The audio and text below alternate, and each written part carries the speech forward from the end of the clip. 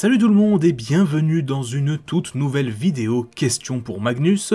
Aujourd'hui, j'espère que vous n'êtes pas fâchés avec la géographie, car c'est notre sujet principal. Sortez une feuille double et votre 4 couleurs, on va parler de la géographie cybertronienne. Vous avez maintenant l'habitude, vous pouvez me poser vos questions en commentaire, et celles qui recevront un super like de ma part seront traitées dans une prochaine vidéo, même si c'est dans assez longtemps, parce que c'est vrai que la dernière Question pour Magnus commence pas mal à remonter.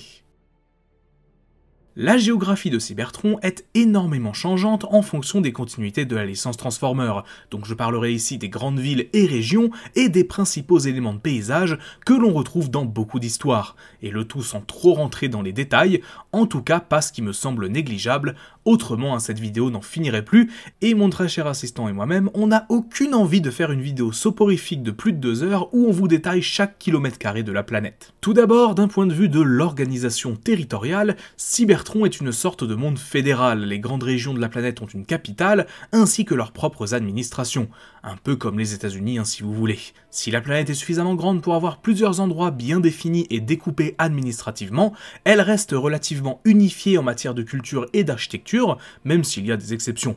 D'ailleurs, la taille de Cybertron est en elle-même assez inconsistante, dans la série G1 elle est plus petite que la Terre, assez largement, alors que dans les comics Marvel, elle est décrite comme aussi grande que Saturne, une taille reprise dans les comics Dreamwave au passage. Dans les films live, on voit une planète Cybertron largement plus grande que la Terre dans Dark of the Moon, mais plus petite dans The Last Night, la faute peut-être à sa semi-destruction 2 films plus tôt, ou à l'incompétence des gens qui font ces films, ça c'est au choix. Personnellement, je préfère imaginer Cybertron plus grande que la Terre, sur le principe, mais je n'ai pas non plus de souci à l'imaginer plus petite, notamment si on commence à s'intéresser à des propriétés purement physiques. Notamment aussi parce qu'il ne faut pas oublier non plus que la planète fonctionne différemment de la nôtre, principalement bien parce qu'elle est en réalité primus et qu'elle ne s'est donc pas formée comme les autres planètes de l'univers. Cybertron est donc une planète plus ou moins creuse, qui en tout cas a plusieurs hauteurs, avec des plaines de métal, des montagnes, des hotspots, ainsi que des autoroutes qui traversent toute la planète, et même plus récemment une mer de gaz.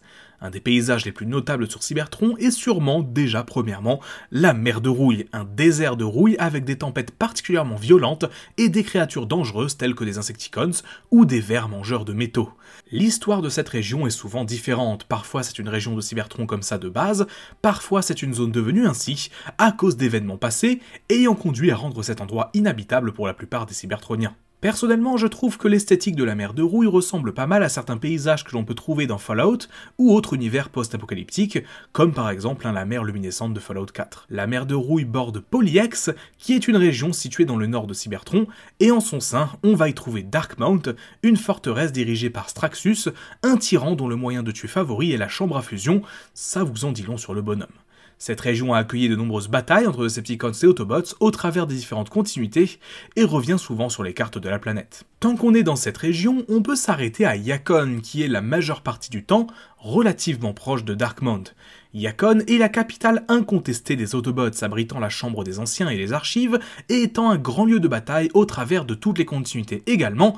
Vous verrez dans cette vidéo que beaucoup de régions bordent celle de Yakon, on peut donc en déduire que cette région est sûrement l'une des plus vastes de Cybertron. D'ailleurs, dans pas mal de continuités, Yakon n'est pas que la ville principale des Autobots, mais aussi la capitale de la planète entière. Dans d'autres histoires, la capitale de Cybertron est nommée Cyber City, Capital City, ou encore Cybertropolis. Cybertropolis d'ailleurs c'est le nom donné à la capitale de la planète pendant l'existence des Maximals et des Predacons, construite sur les ruines de ce qui était anciennement Yakon, donc finalement on garde un certain lien. Mais dans le genre original, on apprend que dans la continuité des films, la capitale de Cybertron n'est pas Yakon, mais Trypticon, référence aux titans de la première génération. Les Decepticons l'ont très vite prise d'assaut pendant la guerre, puis en ont fait leur quartier général. Pour revenir à Yakon, la ville est souvent représentée comme une grande mégalopole remplie de gratte-ciel et autres bâtiments futuristes, parfois mélangés à des lieux historiques de la planète. Dans la continuité IDW de 2019, la ville est entourée de montagnes formées par les dépouilles de titans ayant habité la planète il y a bien longtemps. Globalement, on verra plus tard que les titans ont une place bien à eux dans la géographie de la planète. On a 2 autres villes, à savoir Voss et Tarn, qui bordent la région de Yakon. Tarn est la ville d'origine de Megatron et de Damus, le futur leader de la Decepticon Justice Division, dans les comics IDW de 2005. C'est une ville qui possède une très grande superficie et qui est également connue pour ses combats de gladiateurs. Les habitants originaires de Tarn ont apparemment un fort accent, ce qui confirme l'existence d'accents, du coup, sur la planète Cybertron. Voss est une autre ville assez marquée par les Decepticons dans l'histoire, car c'est l'une des premières à tomber face à Megatron et aux siens. Elle revêt en plus d'une importance stratégique, car elle dispose de grandes réserves énergétiques, la rendant indépendante des autres places fortes de la planète. Parmi les autres villes majeures de Cybertron, on trouve bien sûr Kaon, ou Keon comme vous préférez.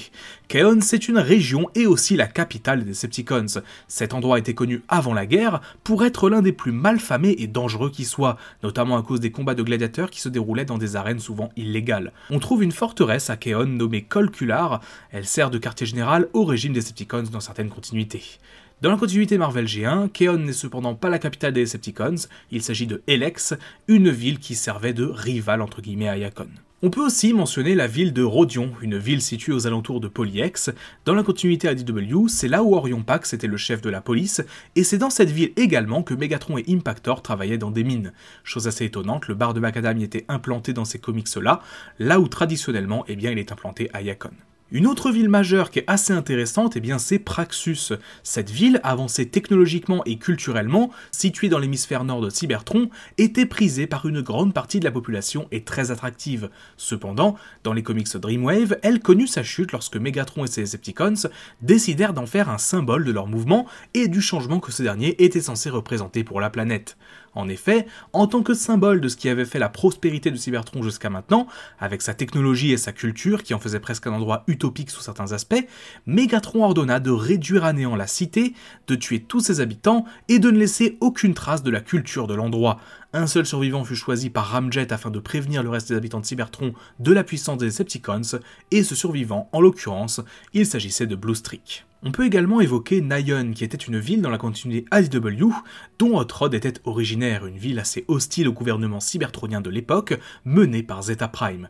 Ce dernier, cherchant à se débarrasser de toute opposition, lança sur la ville ses destructeurs Oméga, des versions modifiées des Sentinelles Oméga, drainant l'énergon des habitants de Nayon afin de s'alimenter et de tout détruire sur leur passage. Orion Pax assistant au massacre perpétré par Zeta, il aida Hot Rod à mettre en place un plan pour détruire la cité entière, car pour les habitants de cette ville, mieux valait mourir plutôt que de devenir du carburant pour les machines mortelles de Zeta Prime. Quelque temps après, une fois le calme revenu et Optimus Prime devenu le leader des Autobots, la Matrice le guida jusqu'aux décombres de la ville, dans lesquels ils découvrirent que le titan Metroplex était endormi depuis tout ce temps sous cette dernière. Après son réveil, il aida à retrouver certains des survivants, qui devinrent les porteurs d'une histoire parmi les plus tragiques de la planète. Autre ville et région, Callis, qui contient d'ailleurs Tyrest, une ville contrôlée par les Decepticons. Dans la continuité Marvel G1, la guerre a fait de Callis une ruine et un véritable charnier.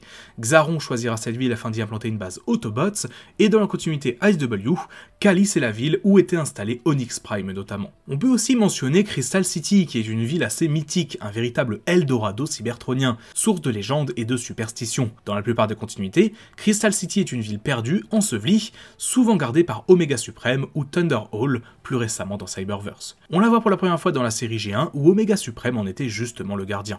Parmi les villes peu importantes mais notables, on peut également lister Harmonex, une capitale d'art et de culture sur Cybertron, une sorte de Paris sans les Parisiens, ce qui est un plus.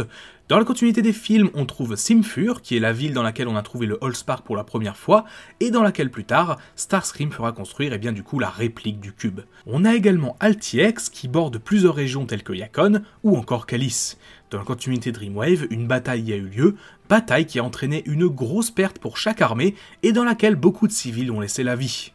Enfin, on peut évoquer New Prismos, qui est une ville souterraine, protégée par des organiques hostiles, qui ont perdu leur planète d'origine et qui ont voulu envahir Cybertron.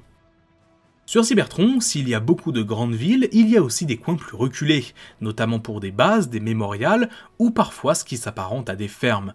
On sait que par exemple dans Animated, Bulkhead vient d'une ferme d'Energon et serait retourné y vivre si la saison 4 avait été réalisée. Sur Cybertron, on trouve également par endroits des hotspots, à savoir une source de vie, des champs dans lesquels on peut récolter des sparks.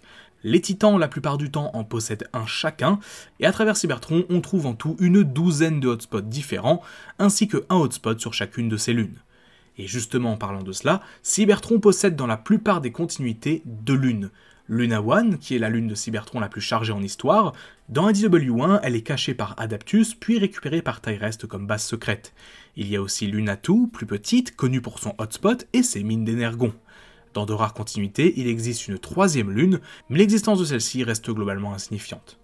Dans le film de 1986, les lunes de Cybertron sont dévorées par Unicron après avoir été utilisées par les Autobots comme base, après que Megatron ait temporairement réussi à prendre le contrôle de la planète.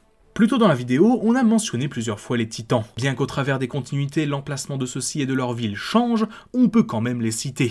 Les Titans sont souvent de très anciens cybertroniens ayant vécu à l'époque des Primes et pouvant se transformer en ville ainsi qu'en vaisseau spatial. Ils ont pour la plupart un hotspot directement situé sur eux, ce qui leur a notamment permis de coloniser d'autres planètes en faisant naître des Transformers directement dans un autre monde. Dans les comics IDW, beaucoup de Titans ont disparu, ayant quitté Cybertron il y a des millions d'années, et peu d'entre eux restent à la surface de la planète. Le plus connu d'entre eux est Metroplex, mais on peut également citer Trypticon parmi les Titans encore à la surface, endormis en mode veille. Voilà globalement ce que l'on peut dire sur la géographie cybertronienne, si on veut faire globalement un tour d'horizon de tout ce qu'il faut savoir.